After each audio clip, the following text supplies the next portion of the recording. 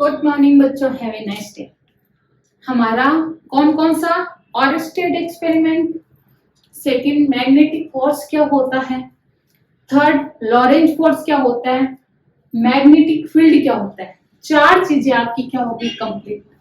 Next topic है magnetic force on current carrying conductor, कि अगर एक करंट कैरिंग कंडक्टर है और वो मैग्नेटिक फील्ड के अंदर रखा हुआ है तो उसके अंदर फोर्स कितना लगेगा, वो फोर्स निकालना है। ये भी बहुत अच्छा टॉपिक है। देखो मैग्नेटिक फील्ड बहुत इजी है। अगर आप इसके टॉपिक है वो क्लियर करना चाहते हो तो आप इसको समझने की कनेक्ट करके पढ़ो कि इलेक्ट्रिक फील्ड में क्या था और उसी के अकॉर्डिंग मैग्नेटिक फील्ड में क्या हो रहा है। आपने इलेक्ट्रिक करंट कैरिंग कंडक्टर आपने लिया था, करंट निकाला था किसमें, इससे जस्ट पीछे वाले में, इलेक्ट्रिक करंट वाले में। मैं भी करूंगी, आपको याद भी आ जाएगा कैसे। जैसे आपका पहले मैग्नेटिक फोर्स, तो आपको ये पता चल जाना चाहिए कि आपका जो मैग्नेटिक फोर्स है वो तब लगेगा जब इस करंट कैरिंग कंडक्टर को मैग्नेटिक फील्ड में रखोगे। आपके पास करंट कैरिंग कंडक्टर है, उसको मैग्नेटिक फील्ड में रखोगे तब उस पे कौन सा फोर्स लगेगा, मैग्नेटिक फोर्स। तो मैं सबसे पहले वो फील्ड बना लूं, मैग्नेटिक फील्ड। रेड लाइन खतरे की निशानी। तो आप ये कह सकते हो मैंने रेड मतलब मैग्नेटिक फील्ड है, आप छू नहीं सकते। इस मैग्नेटिक फील्ड बी के अंदर आपको एक रखना है क्या, करंट कैरिंग कंडक्टर, मतलब एक ऐसा कंडक्टर रखना है। चलो मैं वो कंडक्टर बना देती हूँ। एक ऐसा कंडक्टर रखना है जिसके अंदर क्या हो, करंट हो। ये मान लो एक करंट है, एक कंडक्टर है जो मैग्नेटिक फील्ड के साथ रखा हुआ है, लेकिन कौन सा एंगल बनाते हुए, ये एंगल भी पता रखना, थीटा एंगल। थीटा एंगल बनाते हुए एक कंडक्टर, कौन सा कंडक्टर के, करंट कैरिंग कंडक्टर। तो आप ये कह सकते हो इस कंडक्टर के अंदर क्या है, करंट फ्लो, करंट फ्लो हो रही है आई। और इसकी जो लेंथ है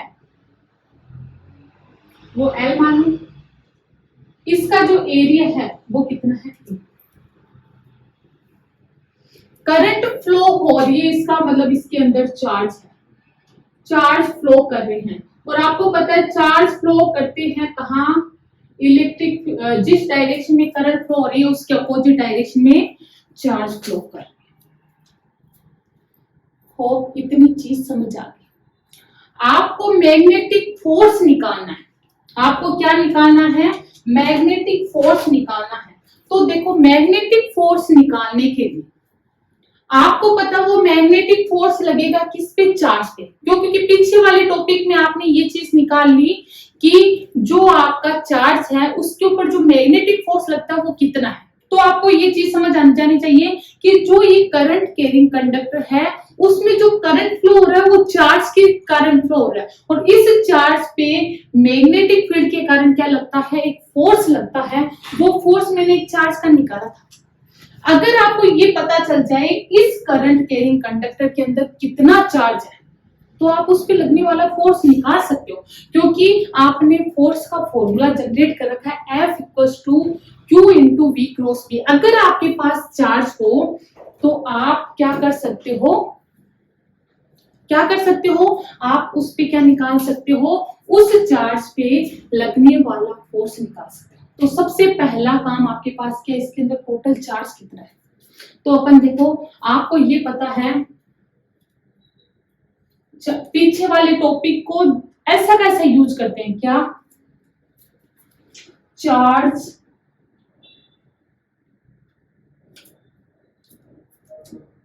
पहले ऐसे लिखूं, a current carrying conductor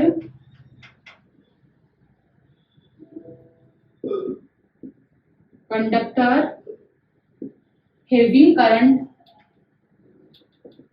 current I due to flow of charge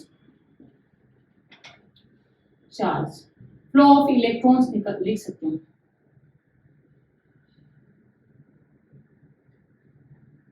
चलो चार्ज ही फ्लो ऑफ इलेक्ट्रॉन्स। कि आपके पास एक करंट कैरिंग कंडक्टर है जिसमें करंट आई फ्लो हो रहा है। किसके कारण फ्लो हो रहा है? करंट जो इलेक्ट्रॉन्स है वो फ्लो हो रहे हैं उसके कारण, due to flow of current, flow of electron. अब देखो, आपको वो इलेक्ट्रॉन पहले कैलकुलेट करने हैं, कितने इलेक्ट्रॉन है। तो मैं ये मान के चलूं, लेट अस कंसीडर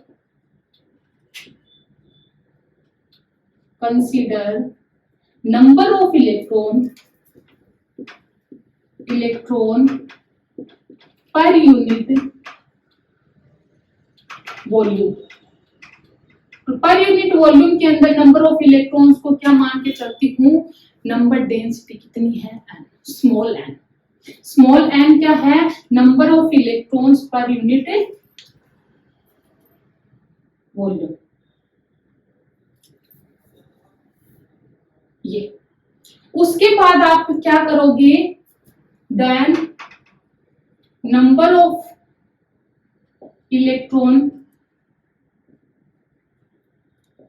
इन लेंथ L कितने हो जाएंगे? N। फिर आप क्या लिखोगे? Number of electron in area A equals to NLA।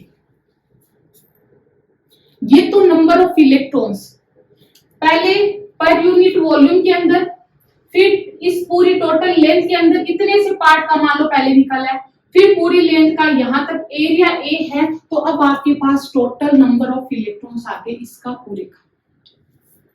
आपके पास ये पता चल गया कि इसके अंदर नंबर ऑफ इलेक्ट्रॉन्स इतने हैं, NLA। आपको तो क्या निकालना है? Charge. Then charge on conductor कितना होगा? चार्ज Q इक्वल्स टू क्या होता है? जितने नंबर ऑफ इलेक्ट्रॉन्स है उसको एक इलेक्ट्रॉन पे चार्ज से क्या कर दो? मल्टीप्लाई। एक इलेक्ट्रॉन पे चार्ज कितना होता है?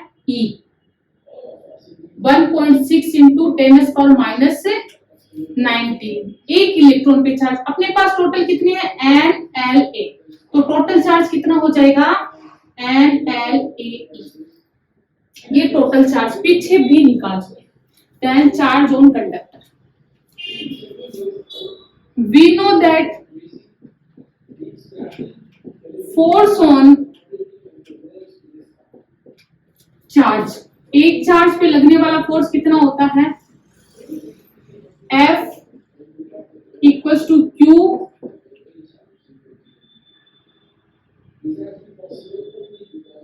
B। अगर आप ऐसे लिखना चाहो तो B sine theta.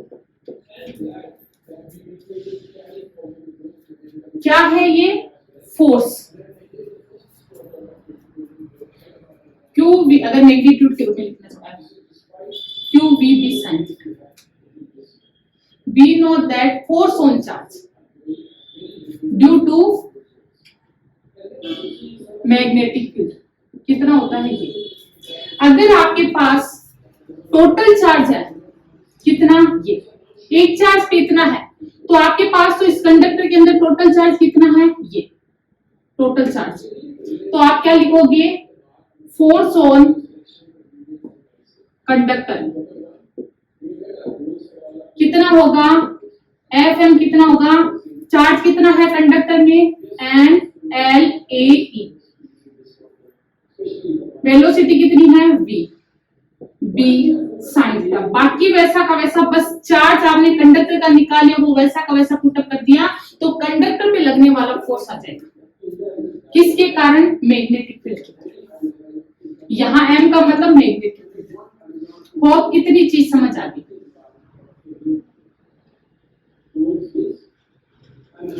From lesson third क्या था, I equals to N E A V D, N E A V D current ये होता है। लेकिन अगर आपका कंडक्टर में इलेक्ट्रॉन है वो मूव कौन सी वेलोसिटी से कर रहा है, v वेलोसिटी मान के चल रही हो तो मैं एन ई ए वी लिख सकती हूँ। इलेक्ट्रॉन मूव कर रहे हैं एन ई ए वी, वहां वेलोसिटी वी डी थी, तो यहाँ पे एफ एम इक्वल्स टू क्या आ जाएगा, जहां भी एन ई वी ए है इन सबको मिला के क्या लिख दो, आई, बच गया ऐसा कैसा एल बी साइन। इसको मैं क्या लिख सकती हूँ, F M equals to I L cross B.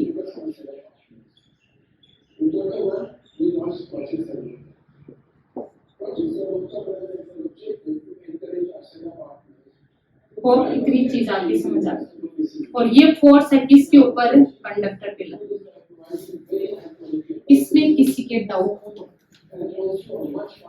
ये आपके पास फोर्स आ गया कि ये वो फोर्स है जो किस पे लग रहा है, कंडक्टर के। कब, जब उसमें करंट हो। तो अब दोनों की कंपेयर करो। जब चार्ज था, अगर चार्ज की बात करते हैं तो चार्ज पे फोर्स इतना, लेकिन अगर अपन उसके अंदर करंट की बात करते हैं तो ये जो Q है वो उसकी जगह क्या आ जाएगा, I, और वेलोसिटी किस में कन्वर्ट हो जाएगी, L में, B की जगह। ये फॉर्मूला याद रख लेना। ये है करंट, ये क्या है, force on conductor due to, force on conductor due to magnetic field. Magnetic field के कारण उस कंडक्टर पे फोर्स कितना लगता है, वो इसकी कंडीशन निकालेंगे। कंडीशन फर्स्ट, जब वो किस में, मैग्नेटिक फील्ड की डायरेक्शन में रखा हुआ हो, दूसरा जब उसके ऑपोजिट डायरेक्शन में रखा हुआ हो, तीसरा जब उसके परपेंडिकुलर हो। तो टोटल कितने केस है, 3 केस है। तो होप इतनी चीज समझ आ गई। तो मैं इस चीज को क्या कर दूं, रफ कर दूं। फोर्स याद रख लेना, इसको रफ करूं।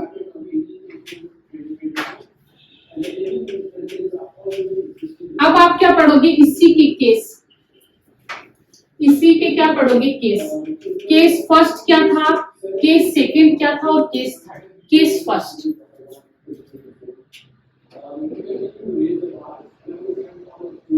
If conductor placed in direction of magnetic field, magnetic field की डायरेक्शन में ही रखा हुआ, मतलब कैसे,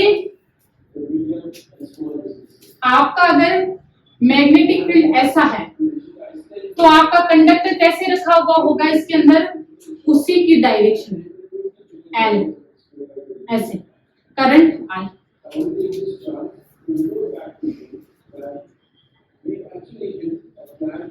समझ आ गया। अब देखो आई, दोनों के बीच बी और एल आई तीनों एक ही डायरेक्शन में है, तो आप ये कह सकते हो चाहे एल और बी के बीच में एंगल देख लो, थीटा इक्वल्स टू 0, चाहे आई और बी के बीच में एंगल देख लो कितना, 0। क्यों, आपका फॉर्मूला क्या है, F equals to I L cross B लिख दो, चाहे आप ऐसे लिख दो एल आई क्रॉस बी, एक ही बात है। तो आपका क्या हो जाएगा, F M equals to I L B sine theta, था नहीं था, थीटा की वैल्यू कितनी हो जाएगी, 0, तो एफ एम कितना हो जाएगा, 0। ये तो है डायरेक्शन। जब आपका current carrying conductor magnetic field की डायरेक्शन में रखा हुआ हो तब इस पे फोर्स कितना लगेगा। दूसरा केस क्या कहता है कि जब आपका थीटा, इसी के अंदर, इसी के अंदर कर दूंगे, चलो आगे। If conductor is placed opposite direction, आपका क्या हो, इलेक्ट्रिक मैग्नेटिक फील्ड तो क्या हो ऐसे, लेकिन आपका जो कंडक्टर रखा हुआ हो वो कैसे हो, ऐसे। करंट इधर ऐसे रखा हुआ हो, तब आपका फोर्स कितना लगेगा, थीटा की वैल्यू कितनी है दोनों के बीच 180, तो आई एल बी साइन 180 कितना हो जाएगा, आई एल बी साइन 180 की वैल्यू 0, तो टोटल कितना हो जाएगा 0। तो आप ये कह सकते हो चाहे कंडक्टर को मैग्नेटिक, ये कंडक्टर मान लो, उस कंडक्टर को चाहे मैग्नेटिक फील्ड ऐसे है, कंडक्टर को चाहे मैग्नेटिक फील्ड की डायरेक्शन में रख दो तब भी फोर्स कितना होगा 0, ऐसे रख दो तब भी कितना होगा 0। अब आप क्या रखोगे उसी कंडक्टर को, थर्ड, ये केस फर्स्ट, ये क्या है theta, if theta equals to 180, case second and case third. Case third क्या कहता है, मैग्नेटिक फील्ड ऐसे हो, लेकिन आपका जो कंडक्टर है वो इसके साथ कितना एंगल बनाए हुए हो 90, आई एस एल, कितना एंगल 90, ये B, then F equals to क्या हो जाएगा F M I L B sine theta, theta की value 90, then I L B, और उस टाइम जो फोर्स लगेगा वो मैक्सिमम फोर्स होगा। कौन सा फोर्स होगा, मैक्सिमम फोर्स होगा। होप ये तीनों केस समझ आ गया।